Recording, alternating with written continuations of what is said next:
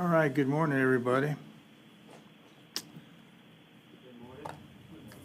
See you all, glad to be back. Yeah, I guess last time y'all met was was during the IBB. the IBB training, yeah. So, other than the elections and all that stuff, the political stuff that had to get taken care of, this is our first meeting to actually start to negotiate. So that starts the clock for our, was it 60 days? That the statute allows, and hopefully we can get that done.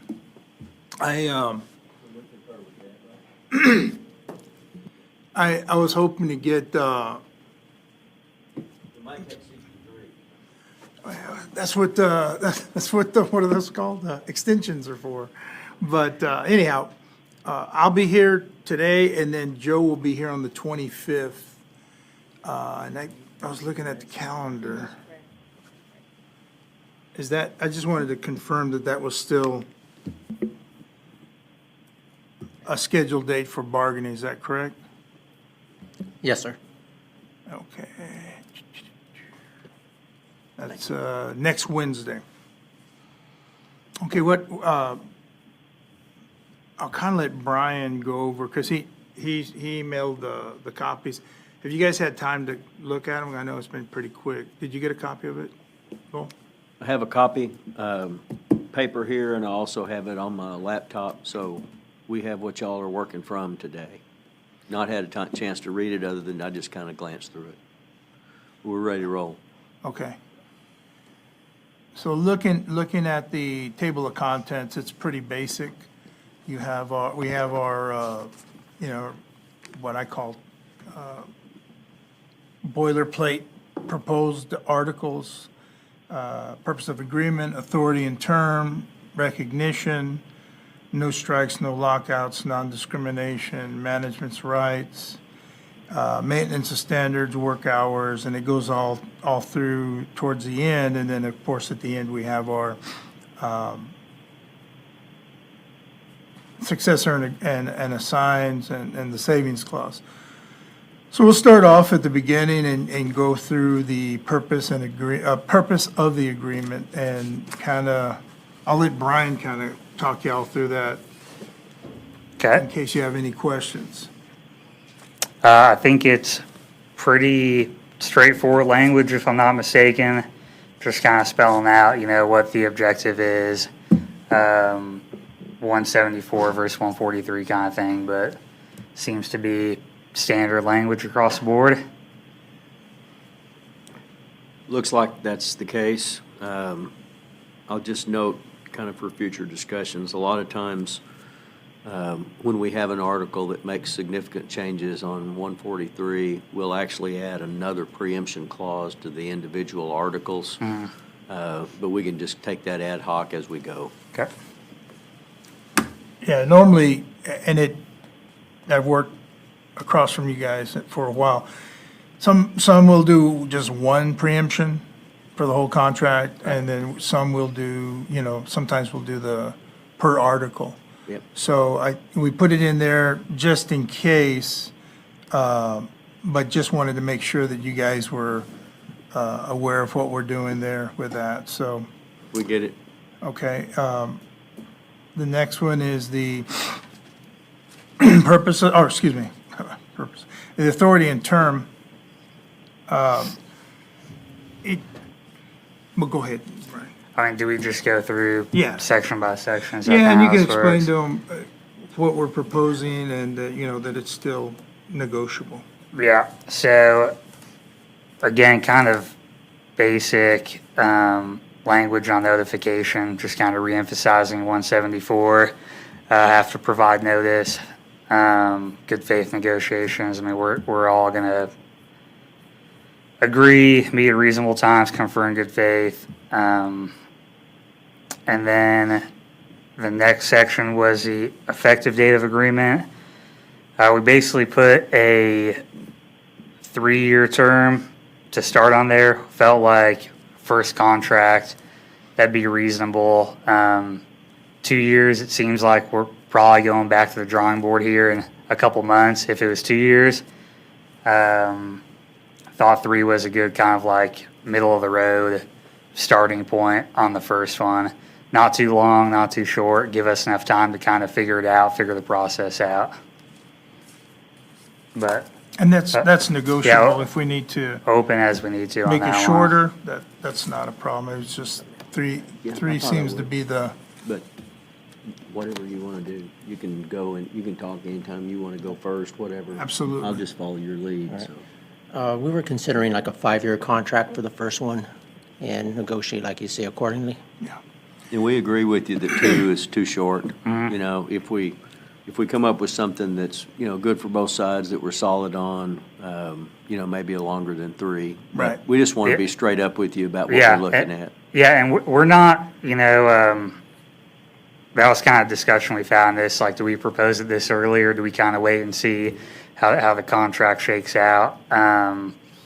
Yeah, 2 years is too short. I think 5 is long, but I you know, kind of see how it all shakes out and then address that. Good. Um, Makes sense to me. We probably will want a limit of some kind on the evergreen clause, but we're still thinking that through. Yeah, we put it there, just as, that's your basic boilerplate language. That's all the, I think, what was it? San Antonio had a big lawsuit over that a while back, not too long ago, but, and I think they had 10 years in theirs. Started out on the police side. Were you involved in that one? Oh, yeah. Yeah, okay, I For figured- many years. I figured as much. Started So- out on the police side with a 10-year, longest one in the country. Yeah. And then the firefighters copied it. Well, it's not the longest one in the country. Well, 10 was at the time. No? I'll talk to you offline. Okay. All right. But anyhow, I always like to learn from you.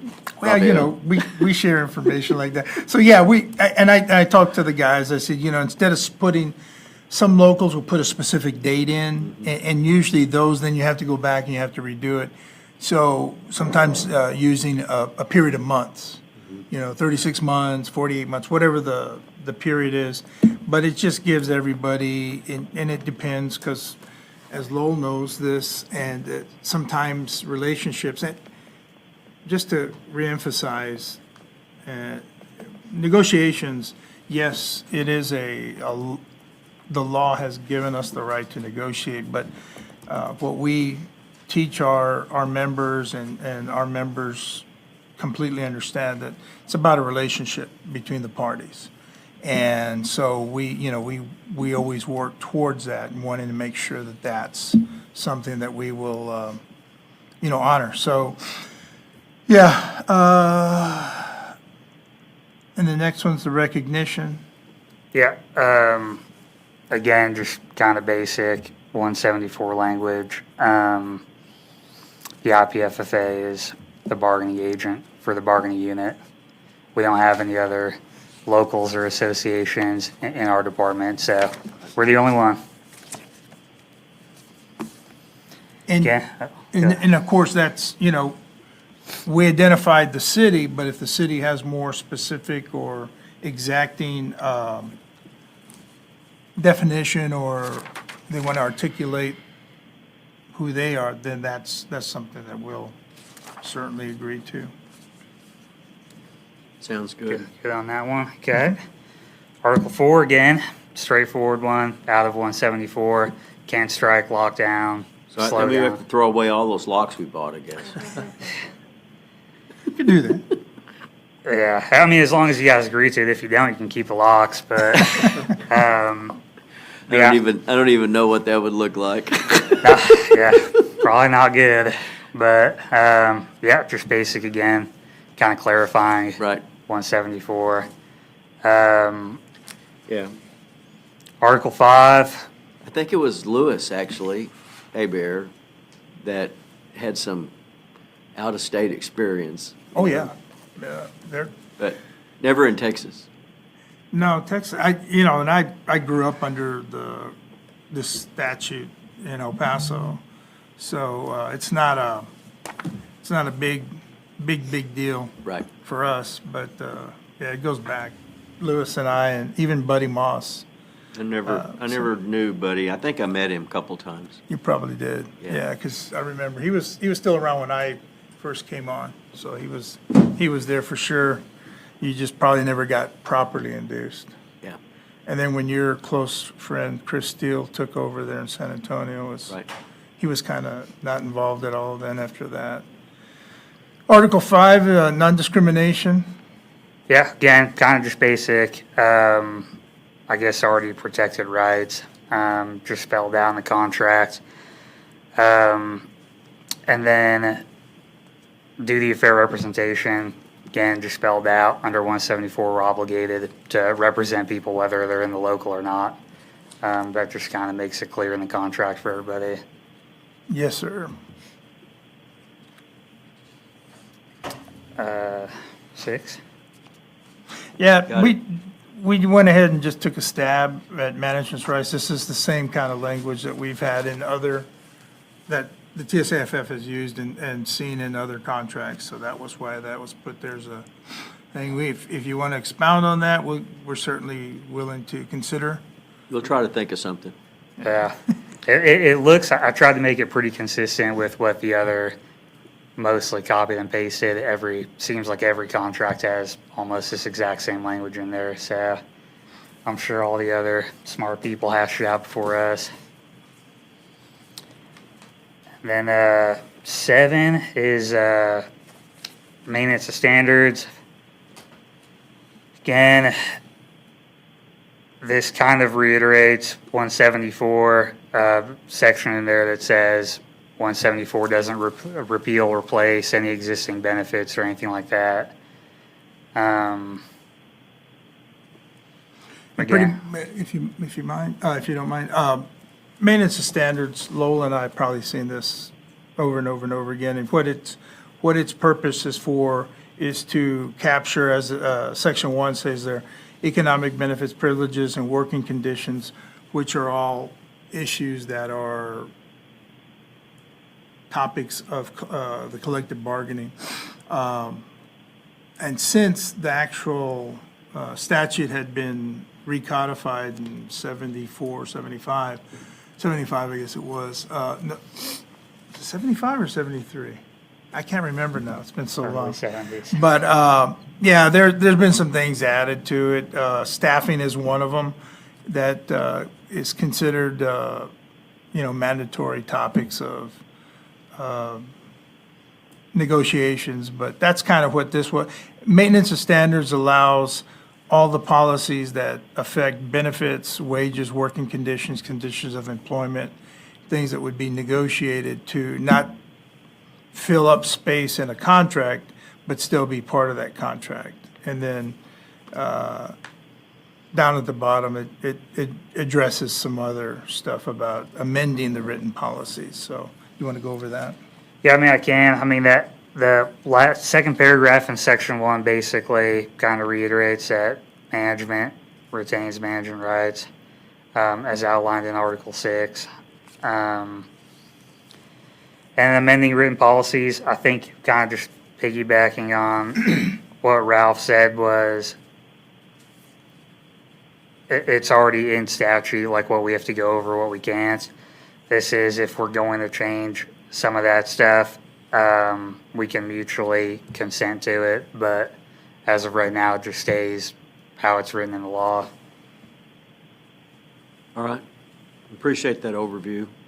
And I'm sure your members, as well as the city team, understand that the maintenance of standards and management rights are kind of the two sides of the scales. Correct. Of justice, so to speak, and it's a balance. And so we'll sort that through. We'll have a counter proposal on this, but this language looks pretty familiar. I think the next one was successors and assigns. If you want to hit on this a little bit. This is just basic. Seems like basic. Yeah, this is language in basic every- contract language that we put in most collective bargaining agreements. it's not, what's the word I'm looking for? It's not anything that's new or earth-shattering or anything like that. There's going to be some other articles that'll be earth-shattering, I guess.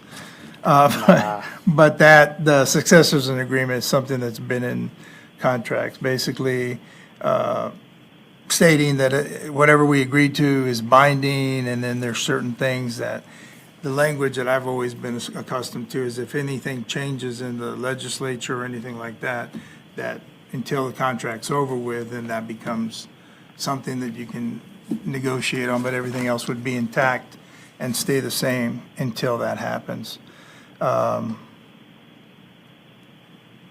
I don't see anything different by this one. I don't see that feature in Article 24, but we have in fact done that on several other occasions where we basically have taken a snapshot of the existing law and said, if the legislature changes this, it doesn't apply until this contract is over with. Right, that might be in the savings clause as well. Yeah, I think Yeah, that's where it's at, it's in the yeah. next one. There's a typo in Section 1 on Yeah. savings clause, first line. It's supposed to say void instead of voice. Yep, thank you. And having quite the issue with Google Docs and Microsoft Word void. We'll get that corrected. Update that on here.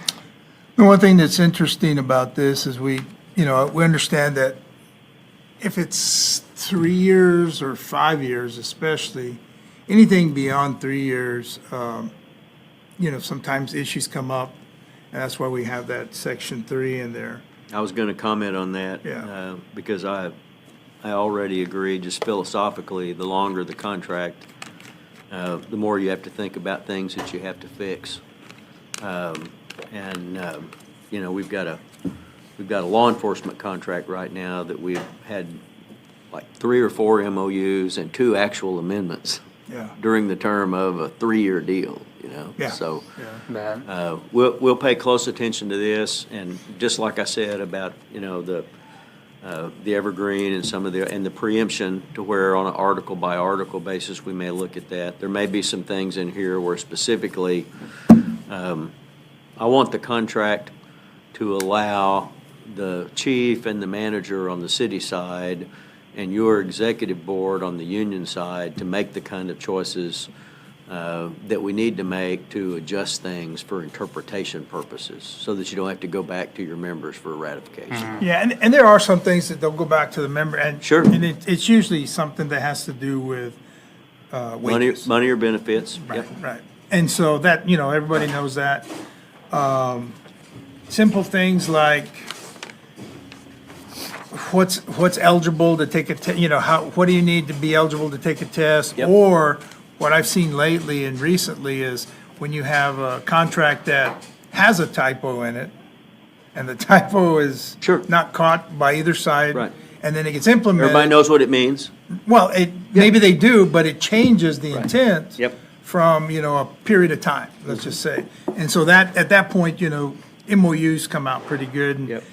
even though individuals really get bent out of shape when they think they found a way around, but it's not. That was, if you take it to a grievance, this side's gonna say, no, it's not the intent.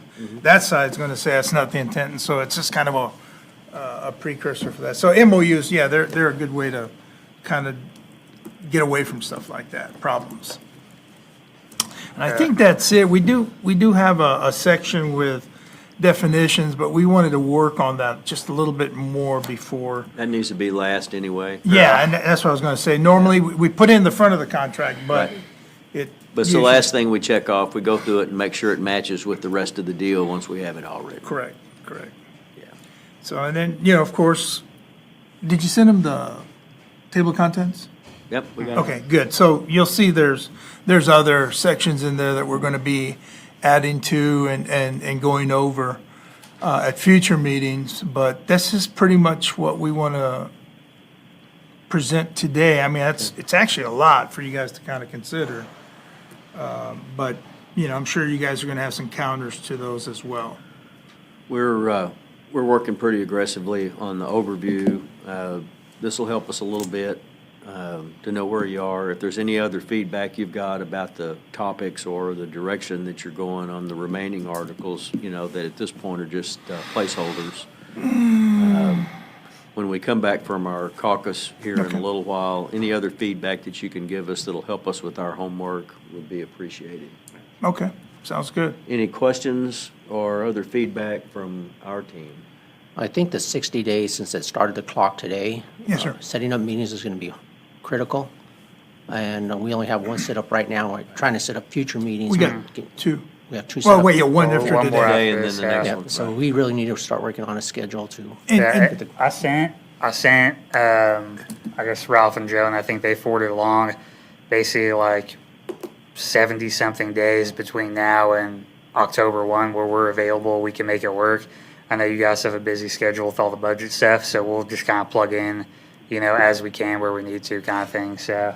And that's our goal, is that we have this meeting, because my first impression was to say, no, we'll cancel this meeting, because, logistics. But it's better to have this, get down the basic boilerplate language, and kind of give you an idea of where we're going with our table of contents. And then next week, which is not too far away, 7-8 days. Week after, like 10 Yeah, minutes, something like the that. 25th, we will meet again, and that way we can set up some dates. I was gonna do it today, but, I guess we could, but I'm not real good at coordinating other people's dates, because Joe will be here next week, for the rest of it. But, yeah, I mean, it's not,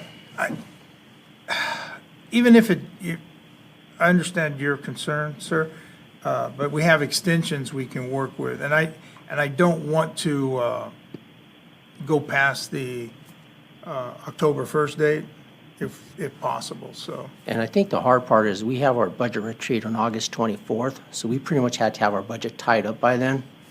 I know October 1st it goes into effect, but we really need to get before the council and making sure what the costs are going to be and et cetera like that. So that's a target date we're looking for, is early August if at all possible. Yeah, you're gonna have a lot of it, because we're gonna have a lot of the other articles ready for you guys next week. Yeah, I think some of the big stuff where I'm sure the concern right now is the staffing model.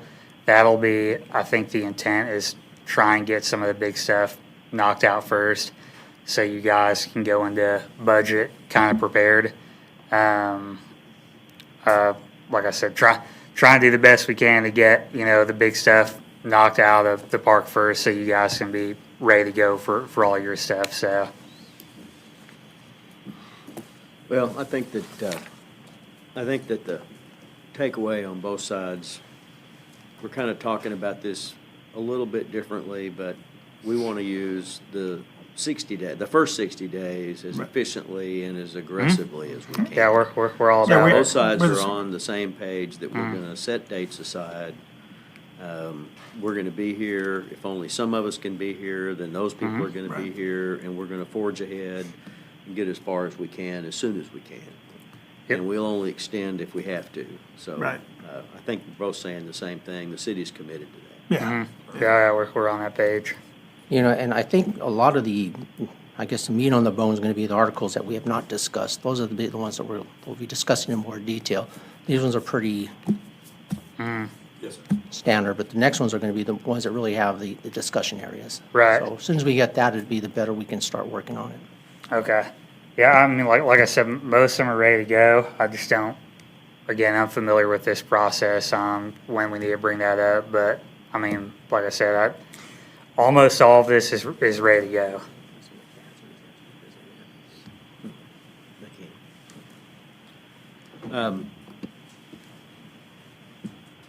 We're going to make an effort. I'm not sure how practical it is between now and next Wednesday. I'm going to be out of pocket a lot because I've got a conference later in the week. I'm in Austin tomorrow.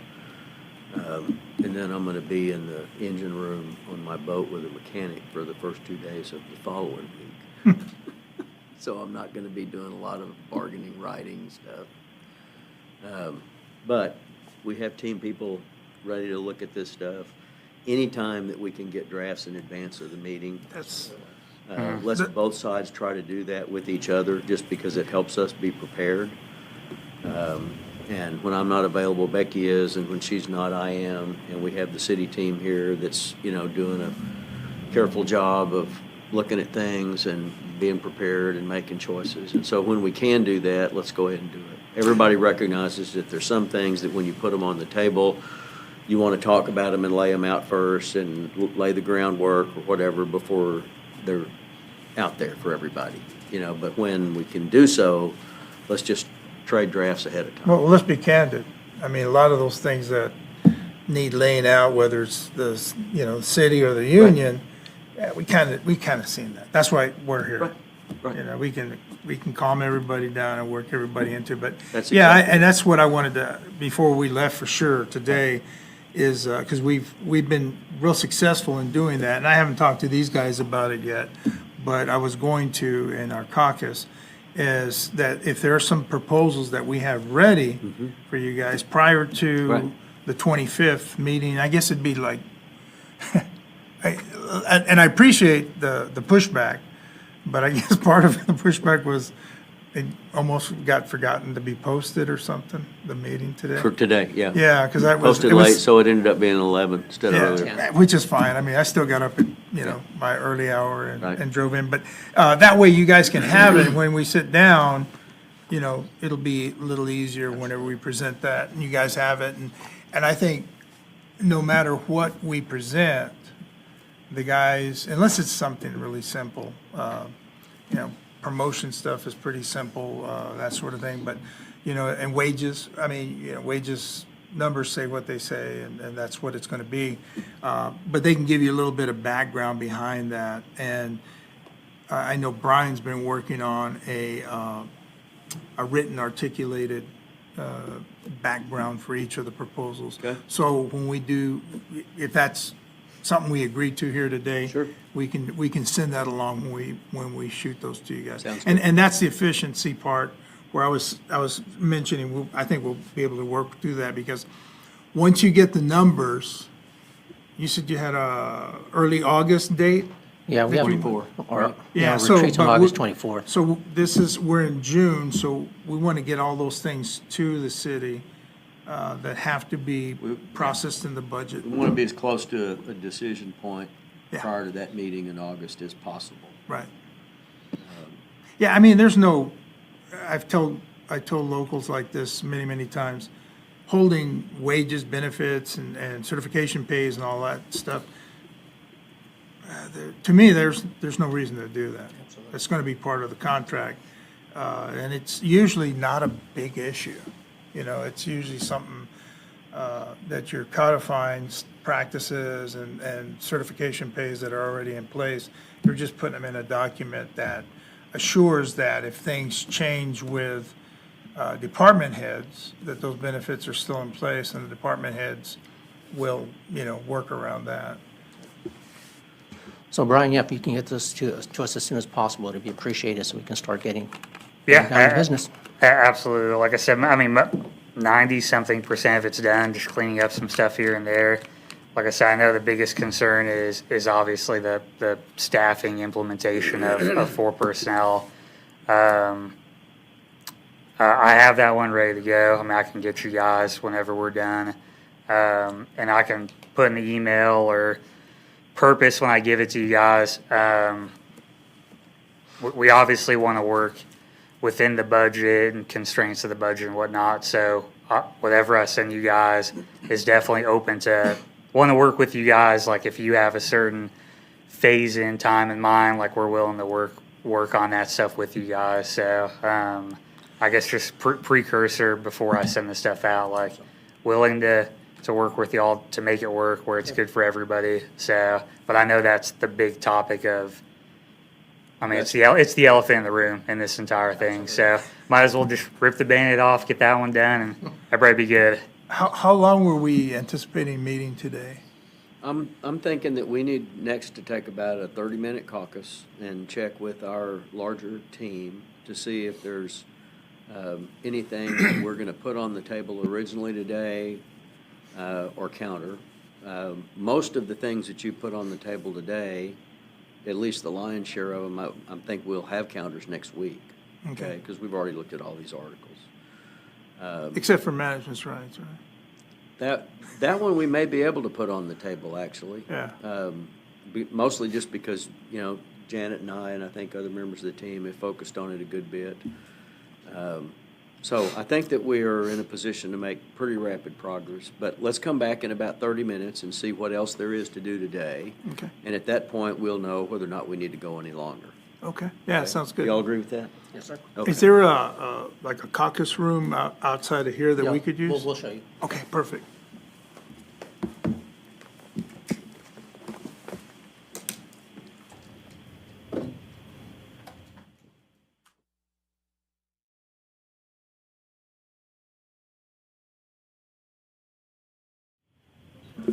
All right, so welcome back, everybody.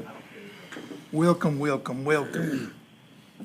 We appreciate the time. Y'all had a little bit of an opportunity to visit with each other. Anything further for our business across the table today?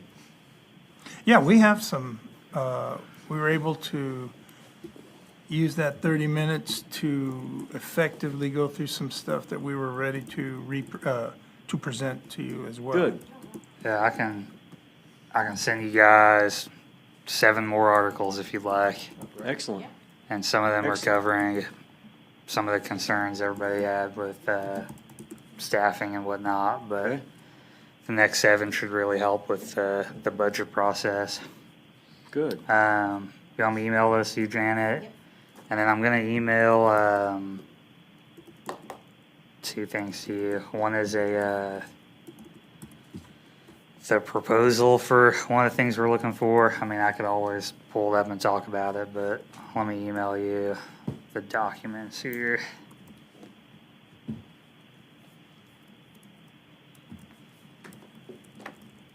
And Brian, earlier I said that our retreat, our budget retreat on August 24th. It's actually on August 14th. I misspoke. Okay. So we'll probably need the information August 20th, August 21st. I mean, July 20th, July 21st, so we can, get it ready for Yeah, budget and retreat. I'm about to send you guys the staffing and wages and all that stuff. So Outstanding. all the big financial stuff you're gonna have in a couple minutes. That's great. We really appreciate that. So And I think today's been helpful in that regard because we've both been able to focus on the fact that we're targeting a shorter time frame. I know I heard Raphael, during the break talking about Wichita Falls and how promptly that deal came together.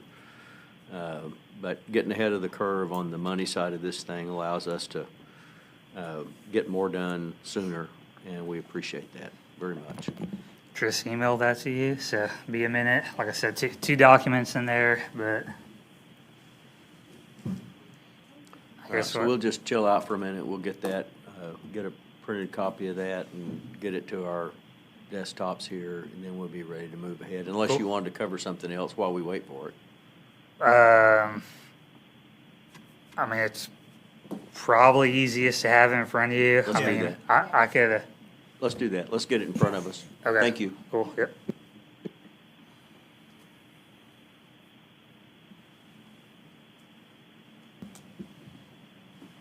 Did just want to clarify, that one of the things that Brian sent you is a clarification for a component within an article. So just so you're not looking at it like, what is this? So, Sure, that's helpful. Thank you. Yes, sir. You bet.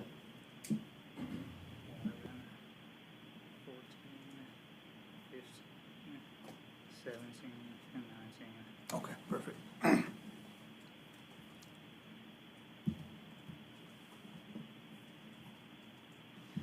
So yeah, you guys will have, like I said, the bulk of the contract you'll have in your hands right now. There's a couple little things we got to clean up on the other ones, but I'm sure most of what you're just saying will keep you occupied for a little bit. And just let me know if you don't get it.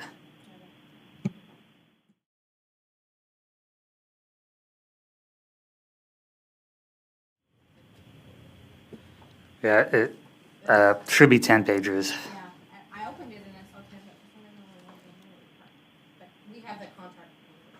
Okay.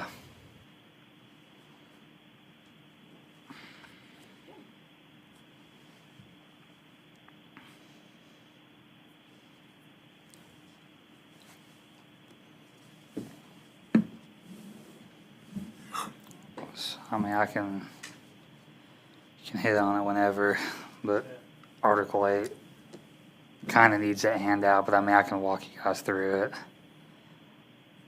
Whenever. No, this only printed one page. What does this, what does, You want to go through? yeah, what does this go to? Yeah, Let's go through the so articles and we'll that- come back to the other ones. we have. that has to do with Article 8, Section 3C, or B.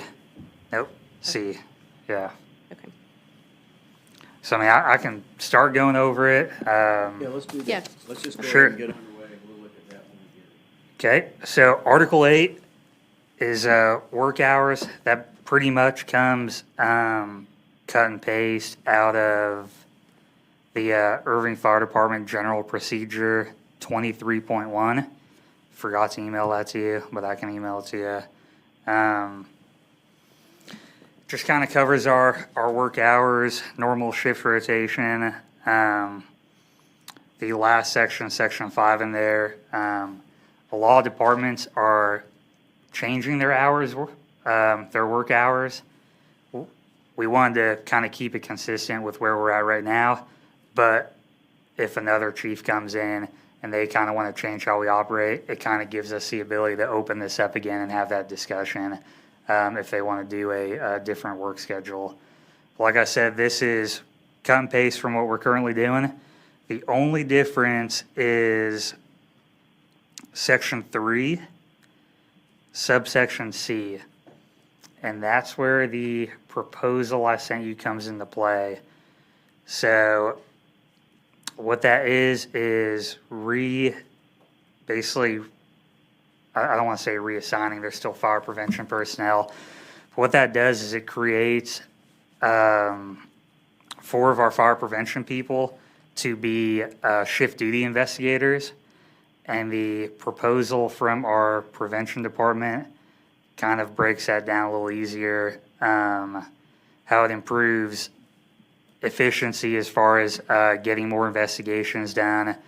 Another big benefit with it is, as of right now, if we're at a structure fire, whatever it may be, 2 or 3 in the morning, we cannot leave the scene until we transfer custody to somebody else, like an investigator or something like that. So right now, all our investigators, if they get a call for a fire in the middle of the night, it could take 2 or 3 hours for them to get there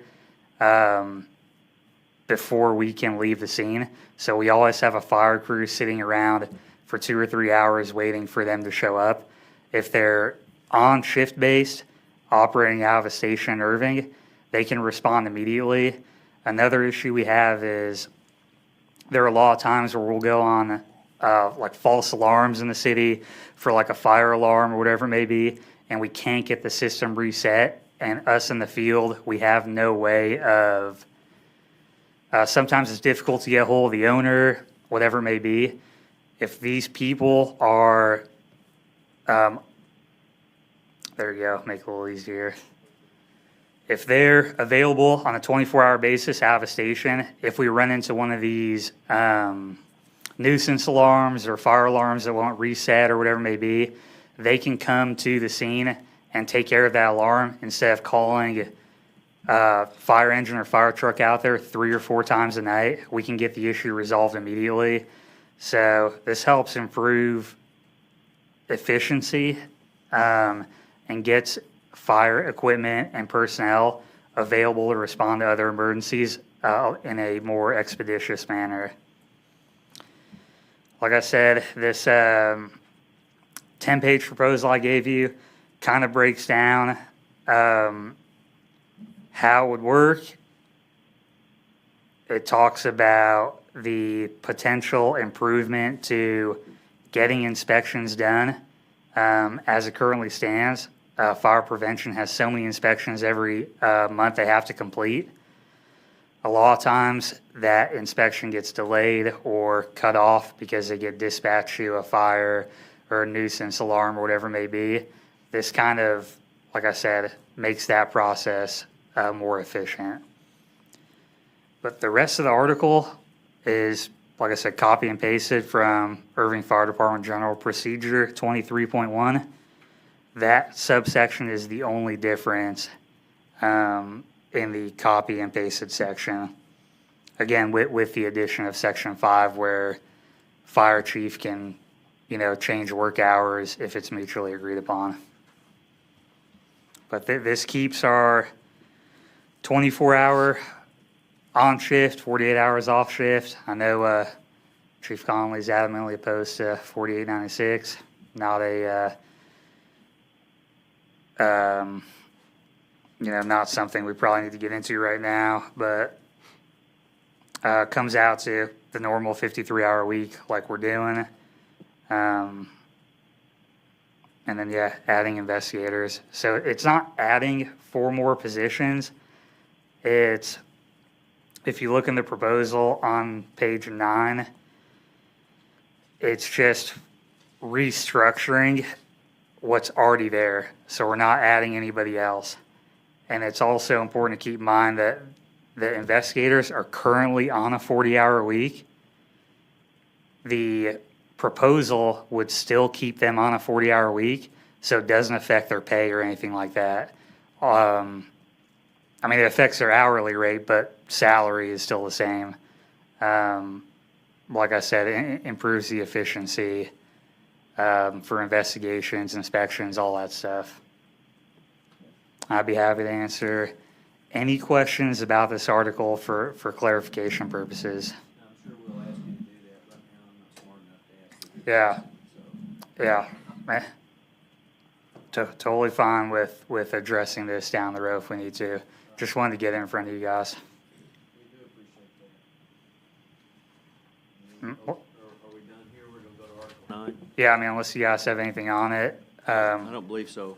I've taken a quick look. I think I understand it. Okay. All right.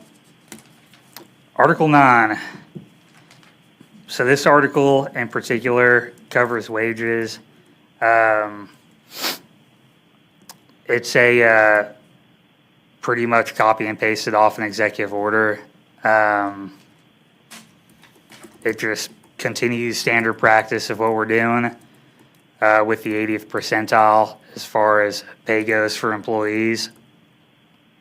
It lays out the process that is spelled out in the executive order. And just has the cities on there that we've been using for comparison. Like I said, this is It looked familiar to me from what I have known about that process in the past. Yeah. I don't think I've seen the executive order, but So, I thought this was mostly the same, and you're saying it's just right straight out of it. yeah, all I changed was instead of police, I made it say fire. And there was 2 or 3 years ago, I think we had a meeting with HR and city staff about the comparison cities. PD has one city in there that we don't use. The cities on our article are the cities that we mutually agreed to several years ago that we've been using for, I don't know how many years. Okay. Long time.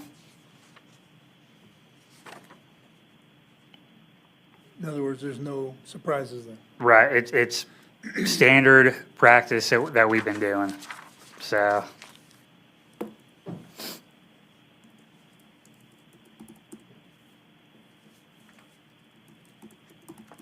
And I'm open to any questions, comments, concerns on that one. We will study it and be prepared to talk further about how that fits into the big picture later. Okay. Thank you. Article 11, overtime, that comes out of the city personnel policies and procedures. Again, copied and pasted. It is overtime compensation and compensatory time is the name of the page in the city personnel policies. It's not 100% copy and paste. Obviously, I didn't copy the stuff in there that affects the police department or general personnel. I copied the fire department section. The only addition I added to it was section 2 at the bottom under sick leave. Put association business leave in there. That was the only difference. We will be addressing that one in a different article, but everything else is cut and paste. And then I think the definition of Kelly Day comes from a different section of the city personnel policy. I just copy and pasted that from, I'm gonna have to find it in the city policy, but So remind me, bring me up to speed about how your current Kelly Day situation works. What's your regular cycle here? so right now we do 8 shifts and then the 9th shift is a Kelly Day. Okay. We use holiday time for half it and then accrued vacation time for the other half it. Okay. So it's we do a 27-day work period. Gotcha. That's straight out of city policy. So once every 27-day work period, we get a Kelly Day.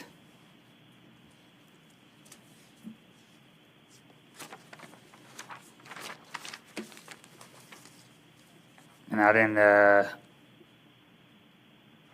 didn't include any of those. They're all in city policy. I figured y'all know where those are at. Okay.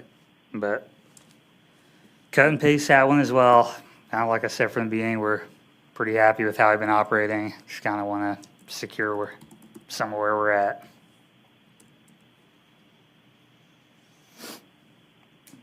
Good questions, comments, overtime one? I think I understand it. We'll be studying it. All right. This is, We're gonna skip over I 12 and think the only 13. question I Yeah, have we're is on just 14. the Kelly Day Yeah. dynamic, so. yeah, that's, like I said, that's how we currently operate. I think it is just standard operation that we've done for, I don't know how long, 30 years. Yeah, been a long time. That's how we've been doing it. All right, Article 14. The next one, 14, staffing. So this is the big one. I'm sure everybody was kind of waiting to see. A lot of this is dependent on, again, like I mentioned before, willing to work with the city on this one to come to amicable agreement on it. Section 2, the way it's written, would be a 3-year phase-in for 4 personnel on all our fire equipment and command techs for the battalion chiefs. This is what was, it's in NFPA 1710 standard. So typically standard across the board is 4 personnel on engines, 4 on trucks. I can talk all day about how it improves efficiency, outcomes, safety, all sorts of stuff. I mean, we've been pushing for 4 personnel for 20, 30 years, something like that. Been a long time. As we make progress on it, we start kind of gaining progress on there. Elected, appointed officials kind of change and we start over. This kind of helps us capture the progress. We've been making great progress so far with city management. Really appreciate the efforts of city management in improving staffing the last couple of years. Just concerned that the progress we're making will go away if it's not in writing, if there's a change in, administration or elected officials, whatever it may be. So acquaint me in the A, B, and C, how does the 90 in Yeah, fiscal yeah. 25 to 26? Absolutely. So the 90 personnel in the field, Is that current? no, so right now we're at, I think it's like 84, 86. I'm gonna have to look off the top of my head. So 90 includes the addition of the remaining truck companies that are in the city. That was on last year's future and focus for the department for this current fiscal year, was 4 personnel on all the trucks. So 90 gets us the 4 personnel on all the trucks, and then we're not very far away from getting the remaining engines up to speed. Now, I didn't put in here, again, it's kind of, up to the budget and kind of how the budget operates, but typically we believe you're supposed to hire about 1.5 per position. I know, again, funding, see how that kind of shakes out. Big priority for us is getting guys on the equipment or getting personnel on the equipment to provide better service to the citizens. And then we threw in a little section at the end. Basically, if it's the desire of council to expedite the process, they can.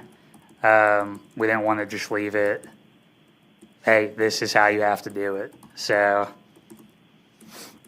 but like I said, that comes out to a 3-year phase in, open to discussion with the city on that one, depending on funding and whatnot.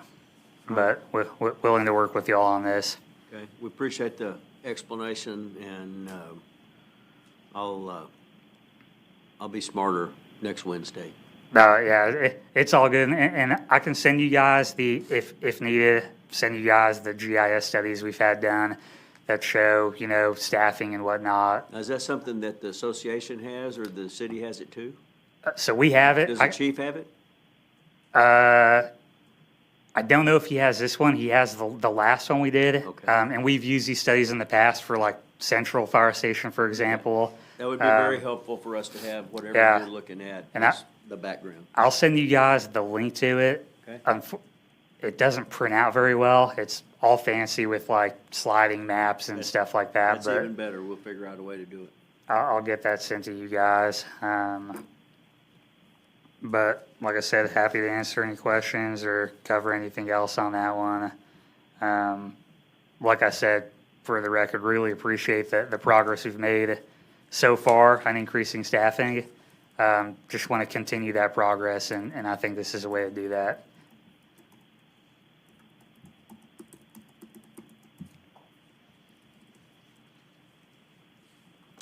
All right. Next one. 15?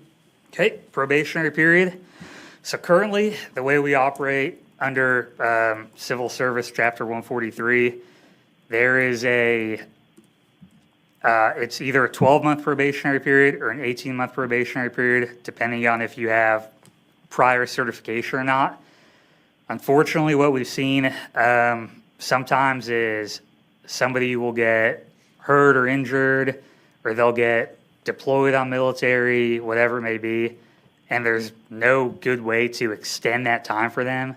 And once they're protected under civil service, that makes it challenging to, if we find out down the road that they are not an employee that meets our standards, we don't have an avenue to go down that route because that civil service timeline has already passed.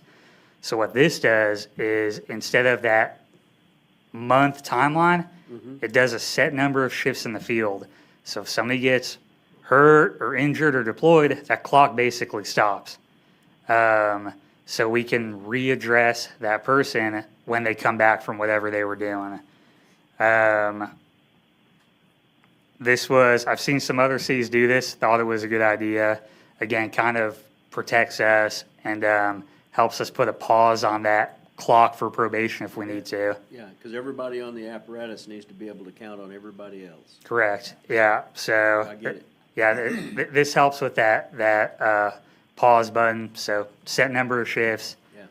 Yeah.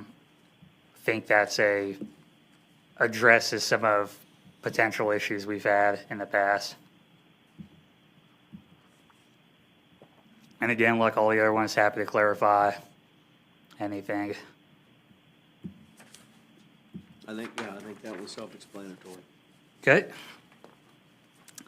17 is the Civil Service Commission.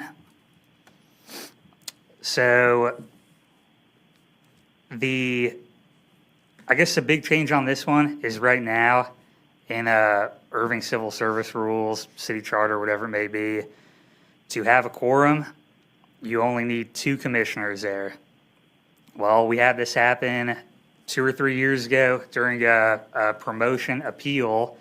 One guy needed a point to either promote or not promote. There were only 2 people present. That was a quorum. One person They voted tied. for, one They person tied. voted against. We didn't have a tiebreaker. So this increases the quorum to 3 by providing an alternate. So if one of the 3 commissioners is not there, we can bring in the alternate, so we have a tiebreaker vote. That was the big purpose behind this one.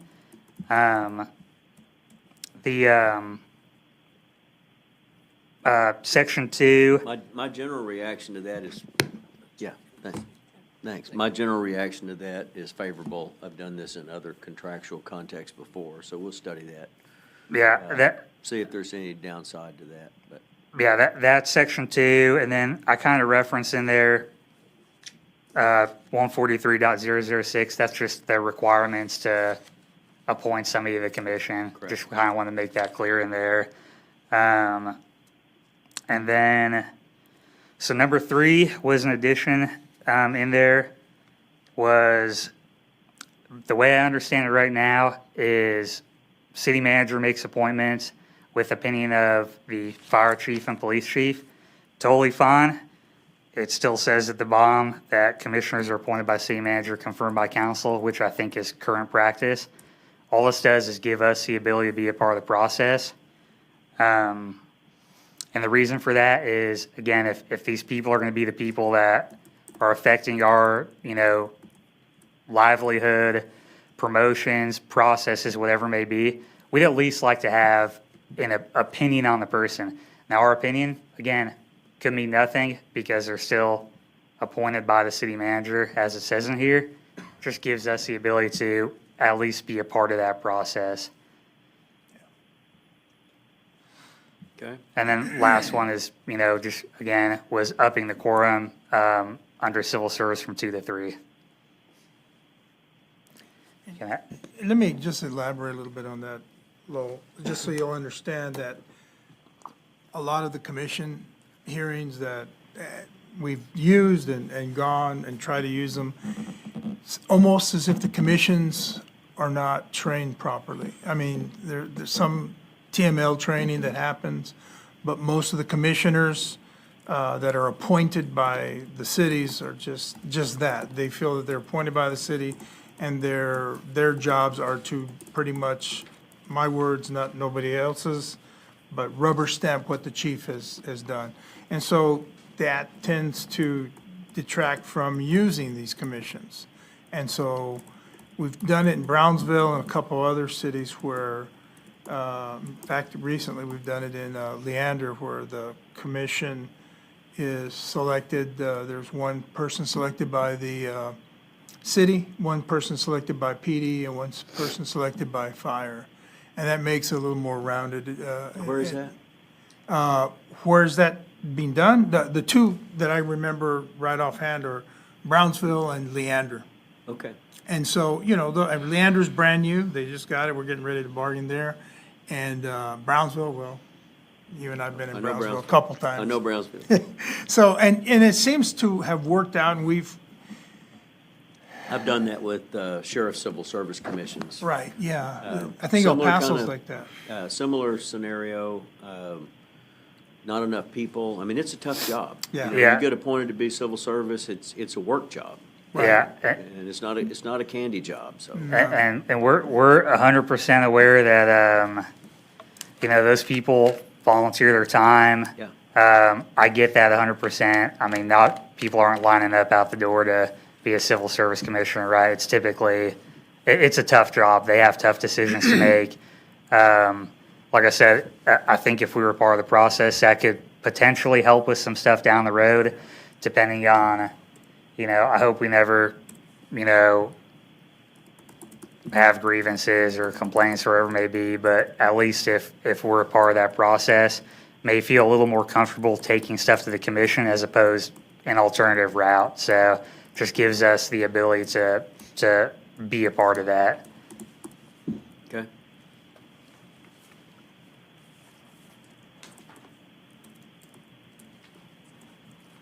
We're good? Thank you, Okay. Brian. That's a good job. Thanks, yep. And then, that last one is, Payroll deduction, so currently, again, standard practice. This is essentially to protect us in case there's always legislation filed every session to prevent this from happening. It's just that the city continuing to do what they've done, that's just take voluntary deductions from the membership on authorized paperwork out of their paychecks on a semi-monthly basis, which is what we used to be monthly. I think a year ago, we switched to semi-monthly, or 2 years ago, switched to semi-monthly. But that's all this does, to just secure that it can continue happening. All right, I think we understand that we have some concerns and questions that I'm generally aware of, but we will talk to you about this. I think we can get past that and get that done. So it's currently working now, right? Yeah, Under the statutory provision. yeah, Right. it's great right now. Everything's been awesome. You know how the legislature works. Never know. Want to protect us from Austin. Yeah, the last time we had an issue, am I on? Yeah. Last time we had an issue with that is when our beloved Attorney General of the state put out an explanation or an opinion on his part, I forget, Janus opinion. And we had to go, not to war, but we had to go back and calm everybody about his is an opinion. It has nothing else but that. And I use Rick's terminology about the opinions from the AG. But yeah, and it created problems with a lot of city attorneys weren't aware of what it said. They were just going off of Ken Paxton's opinion. And his opinion was wrong. But needless to say, it still created, we had to go back through and calm everybody down. So this is just one.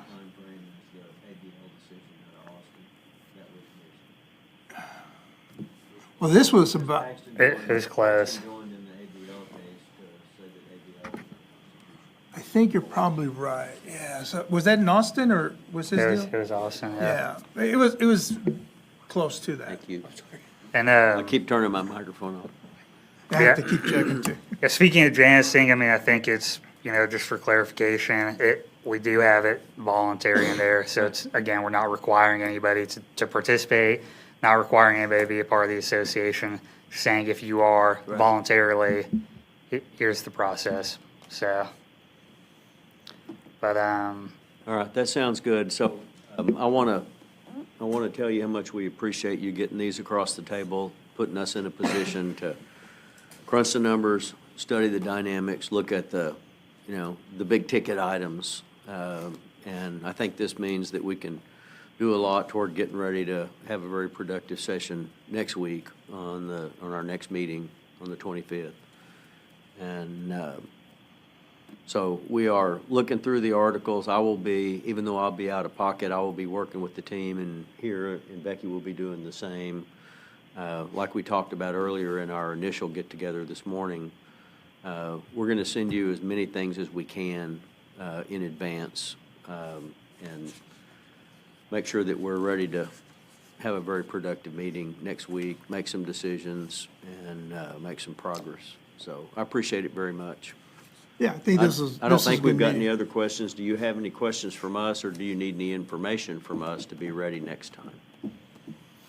no, I can, like I said, I'll send you guys Send that link. the staffing study, and then I can send you the stuff from our procedures if you want on work hours, or you guys can get them. I can just email you everything I have, just so you have it available. But I think everything else is pretty straightforward, and like I said, most of the other stuff is done. Just tweaking some stuff a little bit. I figured 14-something contracts for I'll look over a week's probably good amount, and I think 2 of them are the big ticket concerns for everybody. So Which are the primary ones you're looking at? You mentioned specifically Denton. I know you've been looking at Fort Worth. What else? I mean, I've looked at all of them. I mean, so Wichita Falls, we've taken some from. Fort Worth is kind of where I base some of a lot of where we start off of. But I mean, quite frankly, like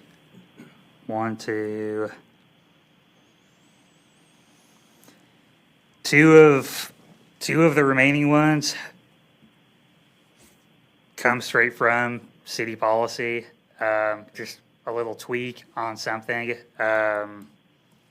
One comes from Irving Fire Department policy, just a little tweak on that. And then the rest of the stuff is pretty new to us. But most of it is already standard, practice for us. Just kind of trying to fine tune for efficiency and clarification purposes, I guess. Cleaning up interpretation. Right. But yeah, I mean, a lot of kind of motivation, I guess. Fort Worth, Denton a little bit, Wichita Falls, but a little bit from here and there with our own, what we think is applicable to Irving, changing stuff, for Irving. Big believer in, we don't need to create every brand new article on our own, right? I mean, somebody's already got the bulk of it written. Why not? All right. Before we leave, just make sure we're all on the same page. This is what I have, and correct me if I'm Yeah, wrong. I've got listed. You got Article 1, Article 2, and Article 3, recognition, Article 4, no strike, no lockouts, Article 5, non-discrimination. We presented Article 6, management's rights, Article 7, maintenance of standards, Article 8, work hours, Article 9, wages, Article 10, No, no, okay. 11. 11, yes, that's right. Overtime, Article 14, staffing standards, Article 15, Yep. probationary period, Article 17, civil service commission, Article 19, payroll deductions, and Article 24, successors, and Article 25, savings. Yep. Okay. There we go. So we're all on the same page. We got quite a bit. Yeah, I didn't know if y'all had anything for us, so it can give us a week to look at some stuff before we come back as well, just try and improve efficiency. We will, and our intention is to go through the items that you've given us today and to, between now and next week, to get you the articles that we can before Okay. the meeting. And I think that is probably going to be a significant response prior to the session that we have next week. Yeah, And then on the items that we don't have a counter proposal already, we'll be ready to talk about those and be making movement on them. okay.